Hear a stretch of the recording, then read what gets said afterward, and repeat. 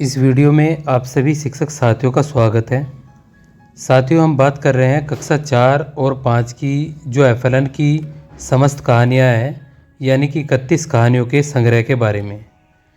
बहुत सारी समस्याएं आ रही हैं, ये कहानियां नहीं मिल पा रही हैं, तो हमने सोचा इसके लिए बच्चों को ब्लूटूथ स्पीकर से ये सभी कहानियां बच्चों को सुनाई जाएं। तो जो आपके विद्यालय में ब्लूटूथ स्पीकर है, आपको उसको ऑन करके मेरी आवाज़ में बच्चों को वो मनपसंद उनकी कहानियाँ सुनाएंगे। साथियों, 31 कहानियाँ हैं, काफ़ी महत्वपूर्ण होती हैं। तो साथियों, वीडियो को अवश्य रूप से आप लाइक करेंगे और ज़्यादा से ज़्यादा इस वीडियो को शेयर करेंगे, जिससे कि ये कंटेंट सभी विद्यालयों में पहुँचे। वीडियो काफ़ी महत्वपूर्ण होने वाली है, इसलिए वीडियो को आप पहले से ज़ोरदार तरीके से लाइक भी कर देंगे। पहली कहानी यहाँ पर सूझबूझ है। आइए कहानी शुरू करते हैं। एक दिन किसी तालाब पर एक मछुआरा शिकार करने गया। तालाब में बहुत सी मछलियाँ उछल कूद कर रही थी और फिर मछुआरे ने मन ही मन सोचा, अरे यहाँ तो बहुत सारी मछलियाँ हैं, कल मैं बड़ा जाल लेकर आऊँगा। वहाँ पर तालाब में एक सुनहरी मछली भी थी। उसने उस मछुआरे की बात सुन ली। यह बात उसने दूसरी मछलियों को बताई और वो सभी मछलियाँ परेशान हो गई। अब हम क्या करें, कहाँ जाएं? सभी सोचने लगी। सुनहरी मछली ने कहा, पास में एक नदी है, उसकी बहुत सारी मछलियाँ मेरी दोस्त हैं, हम सब वहीं जाकर रह सकते हैं, वहाँ हमें कोई परेशान नहीं करेगा। और भी मछलियाँ तालाब से निकली और एक पतले से रास्ते से दूसरी नदी में चली गई। अगले दिन मछुआरा आया, उसने बार बार जाल फेंका और बच्चों क्या हुआ, उसमें एक भी मछली उसके जाल में नहीं फंसी। मछुआरा हैरान रह गया और वह अपना समूह लेकर घर को लौट गया। आपको ये कहानी कैसी लगी, मुझे ज़रूर बताएं। दूसरी कहानी बच्चों शुरू करते हैं और हमारी दूसरी कहानी है सभी जरूरी हैं। चंटू और मंटू टिकमपुर में रहते थे। उनके पिता किसान थे। एक दिन वे खेत में गए। आकाश में एक जहाज उड़ रहा था। उनकी नज़र जहाज पर ही थी। चंटू ने गेंद आकाश की ओर उछाल दी। गेंद बहुत दूर जाकर गिरी। उनकी पालतू बिल्ली गेंद को पकड़ने दौड़ी। कुछ देर बाद चंटू और मंटू को ख्याल आया कि बिल्ली आखिर कहाँ है। वे दौड़कर उस ओर गए। जब पास पहुंचे तो पता चला कि बिल्ली एक फन वाले जहरीले सांप के साथ लड़ रही है। चंटू ने एक पत्थर उठा लिया, लेकिन मंटू ने उसे मना किया और बिल्ली को अपने पास बुला लिया। चंटू बोला, अरे वह सांप कहीं जाकर छिप गया है, उसे मार देना चाहिए था। मंटू बोला, नहीं, सांस तो हमारी फसलों को नुकसान होने से बचाता है। तब चंटू को ध्यान आया। वह बोला, अरे हाँ, मैं तो भूल ही गया था कि सांप चूहों को खाकर हमारी मदद करते हैं। अब चंटू और मंटू प्यार से अपनी बिल्ली के साथ खेलने लगे। तीसरी कहानी हमारी यहाँ पर सपनों की उड़ान है। और प्यारे बच्चों, इस कहानी को हमें ध्यान से सुनना है। रूही के स्कूल में गर्मियों की छुट्टियाँ पड़ गई थी। रूही बहुत खुश थी। उसकी मौसी मुंबई में रहती थी। रूही अपने परिवार के साथ हवाई जहाज़ में मुंबई जाने वाली थी। सारी तैयारियां पूरी हो चुकी थी। रूही बहुत खुश थी क्योंकि वह पहली बार हवाई यात्रा करने जा रही थी।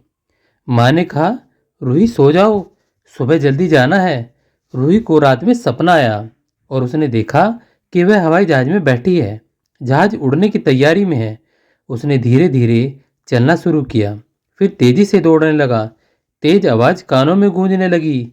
जहाज़ उड़ान भरने ही वाला था कि अचानक जोर से का झटका लगा और वह हड़बड़ाकर उठ बैठी।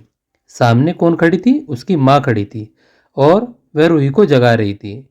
चलो रूही, जल्दी उठो, जाना है कि नहीं? रूही आंखें मलती हुई बोली, क्या हम जहाज में बैठ गए? माँ ने हंसते हुए कहा, सपनों की उड़ान छोड़ो, असली दुनिया में उड़ान अब भरनी है। रूही उठी और मुंह हाथ धोने चली गई। आपको ये कहानी कैसी लगी बच्चों, मुझे ज़रूर बताएं और क्लैपिंग ज़रूर करें। जो फोर्थ कहानी है, नहीं करूँगा मजाक। आइए बच्चों, इसको ध्यानपूर्वक सुनते हैं और इसके बारे में हम बात भी करेंगे। एक मैदान था, उसमें बल्लू बैल घास चर रहा था। बल्लू बैल का नाम है। बल्लू को देखकर उसकी दोस्त भन भन मक्खी वहां आ गई। अचानक उसे शरारत सूझी। वह बल्लू के कान पर भन भन करने लगी, फिर उड़कर उसकी सींग पर जा बैठी। इस तरह वह कभी बल्लू की पीठ पर तो कभी कान पर बैठ जाती। बल्लू आराम से घास चरता रहा। भन भन मक्खी की बात पर उसने ध्यान नहीं दिया। इस बार भन भन बल्लू के कान पर जा भिनभिनाई। मैं तुम्हें परेशान तो नहीं कर रही हूं न? लगता है मेरा भार तुमसे सहन नहीं हो पा रहा। वह इतराती हुई बोली। बस तुम कह नहीं पा रहे हो। कह दो, मैं बिल्कुल बुरा नहीं मानूंगी, मक्खी ने कहा। मैं कहीं और जाकर बैठ जाऊंगी। बल्लू बोला, तुम्हारे बैठने से मेरे शरीर पर कोई असर पड़ने वाला नहीं है। तुम बहुत छोटी और हल्की हो। तुम्हारा वजन तो मैं आराम से सहन कर सकता हूँ, लेकिन भिनभिनाहट से मैं लाचार हो जाता हूँ। फिर हंसते हुए कहा, लेकिन याद रखना, अगर मैंने गलती से तुम्हारे ऊपर अपना एक पैर भी रख दिया तो तुम्हारा क्या हाल होगा। भन भन मक्खी कुछ सोचने लगी, फिर कहा, अरे नहीं नहीं बल्लू भैया, ऐसा मत करना, मैं तो बस मजाक कर रही थी। यह कहते हुए खिलखिलाकर हंसने लगी। उसे हंसता देख बल्लू भी हंसने लगा।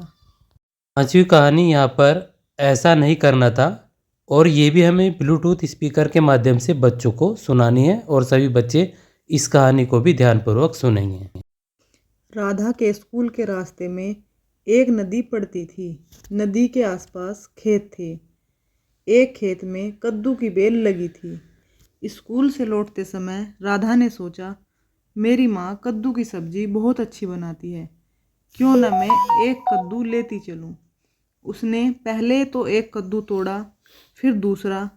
अब उसके दोनों हाथों में एक एक कद्दू था। राधा के बाल बहुत लंबे थे। उसने तीसरा कद्दू अपनी चोटी में बांध लिया। वह घर की ओर चल पड़ी। रास्ते में राधा को प्यास लगी। उसने दोनों कद्दू नदी के किनारे रखे, फिर पानी पीने के लिए झुकी। अचानक चोटी में बंधा कद्दू आगे आ गया और जोर का झटका लगा। राधा नदी में लुढ़क गई। वह डूबने लगी। उसने बहुत मुश्किल से चोटी में बंधा कद्दू खोला।